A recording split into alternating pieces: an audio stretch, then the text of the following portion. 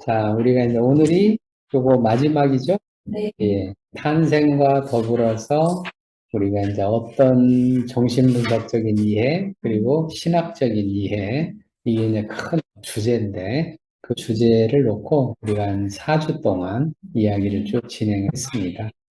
그래서 이제 정신분석적 측면에서 보면 엄마하고 아이가 이제 분리되는, 즉, 그러니까 탯줄이 끊어지고 한 개체였다가 두 개체로 이렇게 이제 바뀌는, 그럴 때 이제 불안이 생긴다. 이것도 상당히 중요한 포인트죠. 정신분석에서 얘기하는 중요한 포인트잖아요. 그래서 이제 떨어진 아이가 이제 다시 붙으려고 하는 경향이 생기는데, 그 붙으려고 하는 게 이제 그 접촉을 통해 생긴다고 얘기해드렸죠. 그래서 이제 모유 수유가 상당히 중요하다. 모유 수유는 아이들에게 생리적이고 신체적인 측면만 중요한 게 아니고 접촉이라는 측면에서 정서적으로 아주 중요하다. 그런 얘기를 제가 해드렸습니다.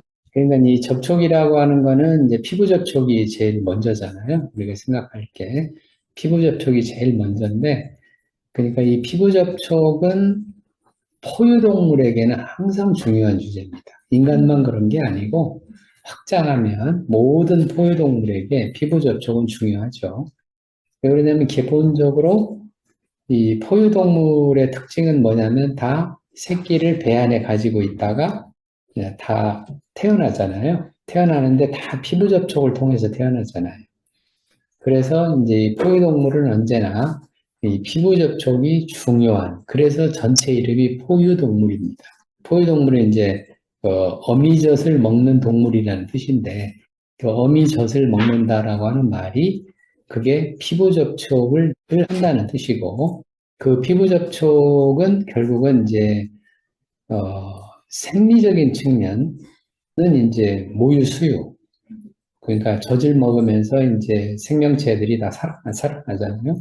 병균도 예방을 하고 살아나기도 하고 등등등. 그러는데 그것뿐만이 아니라 정서적인 면에서 아주 중요하다.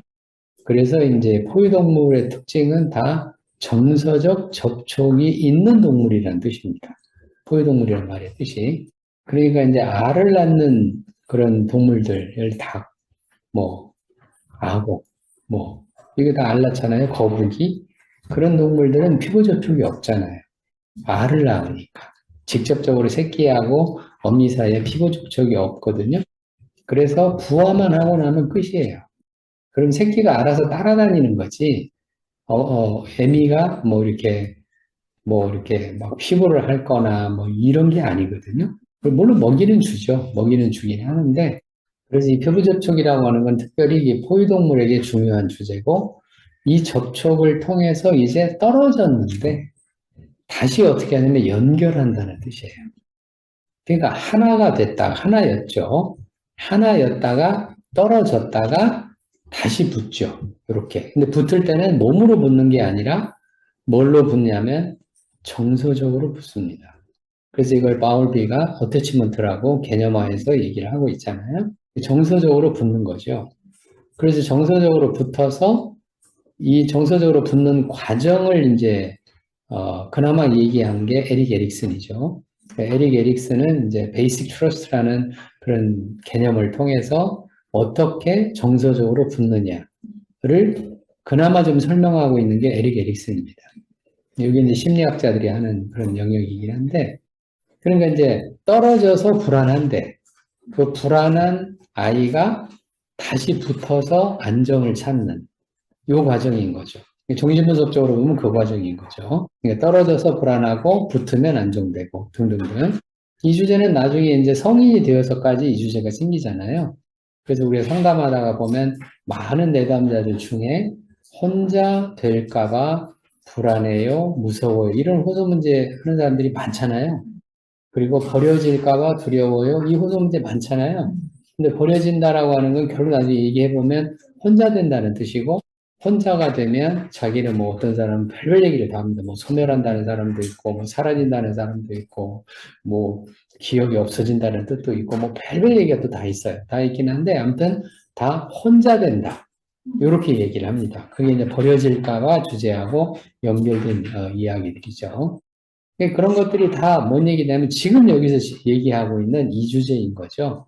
그러니까 떨어져서 불안한데 불안한 아이가 접촉을 통해서 다시 붙고 붙어서 정서적으로 안정이 되어져야 그래야만 이제 개체로서 살아갈 수 있는 한 사람의 개체, 독립된 개체로서 살아갈 수 있는 그런 존재가 되어지는데 그런 한 사람의 독립된 개체가 되기 위해서는 반드시 연결되어 있어야 합니다. 이게 굉장히 중요한 주제죠, 이게.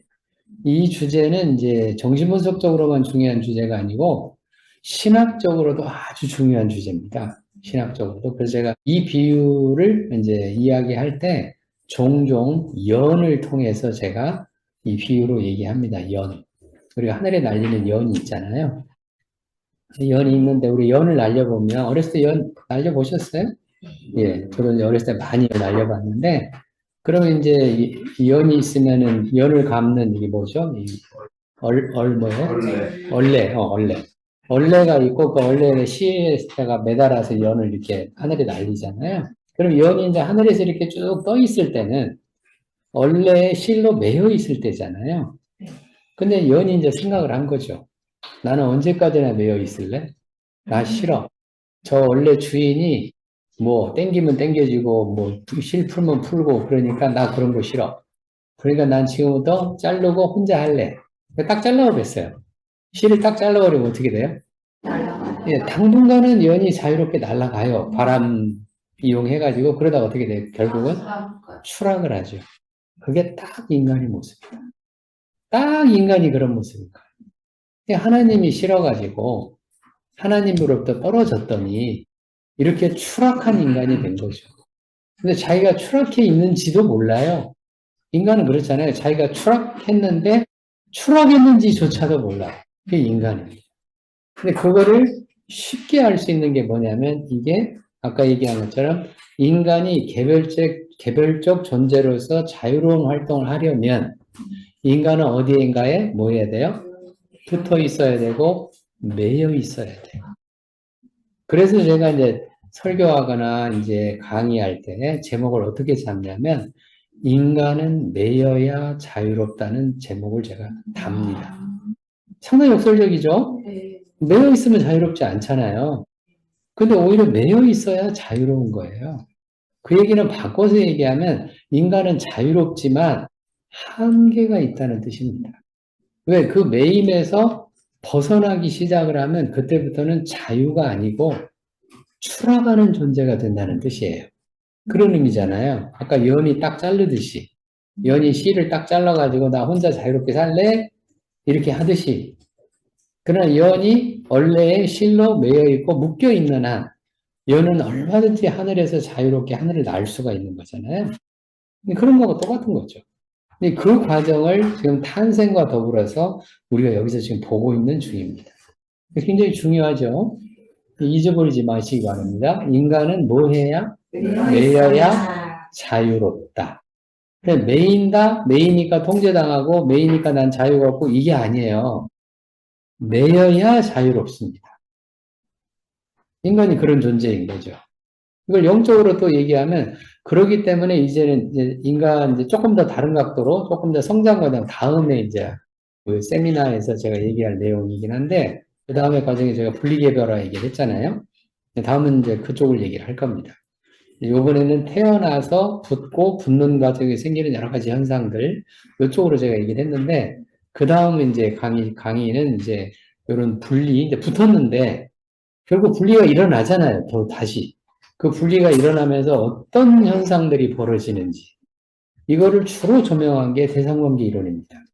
정신분석은 처음에 아이들이 태어나서 탯줄이 잘라지고 분리가 일어나면서 불안해졌다는 거에 초점을 맞췄다면 대상관계 이론가들은 붙고 난 다음에 어떻게 개별화된 행동을 할 수 있느냐 그쪽으로 대상관계 이론가들은 초점을 맞춘 거예요.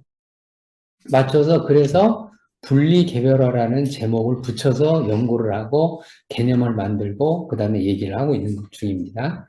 그래서 다음번 강의는 그 얘기를 할 겁니다. 그러니까 이제 이론과 더불어서 계속 제가 강의를 하게 될 텐데, 재밌어요. 그러니까, 이게 요 이론 각도에서 보면 이렇게 보이지만, 이걸 신학적 각도에서 보면 어떻게 보이느냐. 그래서 우리 안에는 늘 제가 얘기하잖아요. 반드시 신학적 측면이 있어야 된다. 보통 신학 공부 안 한 사람들도 그때 이제 신학이라고 안 하고 영적 관점이라고 얘기하죠. 영적인 측면에서의 인간을 보는 눈이 있어야 돼요. 왜? 그 영적으로 인간을 보는 눈이 진리이기 때문에 그렇다. 그러니까 학자들이 얘기하고 있는 뭐 학문적인 개념들, 이론들은 그런 진리 중에 하나를 가지고 개념화하고 이론화를 해서 내 것이 맞다고 얘기를 하고 있다. 그래서 제가 부분 진리라고 얘기해드렸잖아요. 부분 진리다. 그런 측면에서 두 시각을 동시에 가지고 있어야 된다. 그러니까 자유에 대해서도 마찬가지죠. 자유에 대해서도 인간은 그냥 혼자서 자유롭다? 이게 아니고 인간은 혼자일 수 없는 존재다. 불가능하다. 그래서 이제 이름도 보면 이름이 지난번에 얘기했잖아요. 성과 내 이름으로 돼 있잖아요. 성은 사실은 나 혼자가 아니잖아요. 가족이잖아요. 가족. 성은 집합적 의미가 있습니다. 그러니까 나라고 하는 개인은 집합적 의미의 성과 나라고 하는 개인의 이름이 합쳐진 게 납니다. 맞죠? 그러니까 나는 혼자로 개별로만 존재할 수가 없어요. 이게 이제 사회적으로도 보면 그렇게 이건 이제 사회적 시각인데 사회적으로도 보면 그렇잖아요. 우리를 얘기할 때 성이 없이 얘기하는 사람이 없잖아요. 늘 성에다가 플러스 내 이름 합쳐가지고 얘기를 하잖아요. 그러니까 개별적인 존재들은 개별적으로 존재할 수가 없는 거예요. 사회적으로 보더라도 그런 겁니다. 그 다음에 이제 정신분석이라는 이론적인 각도에서 보더라도 인간은 떨어졌지만 다시 붙어야 그래야만 살 수 있는 존재고 신학적이고 영적으로 보더라도 인간은 혼자 있으면 자유로운 게 아니라 붙어야 자유롭다. 이런 역설적인 존재라는 뜻입니다. 이런 것들이 이제 이런 우리가 이제 탄생이라는 주제를 통해서 잘 알고 이해하고 인식해야 되는 그런 진리의 측면인 거죠.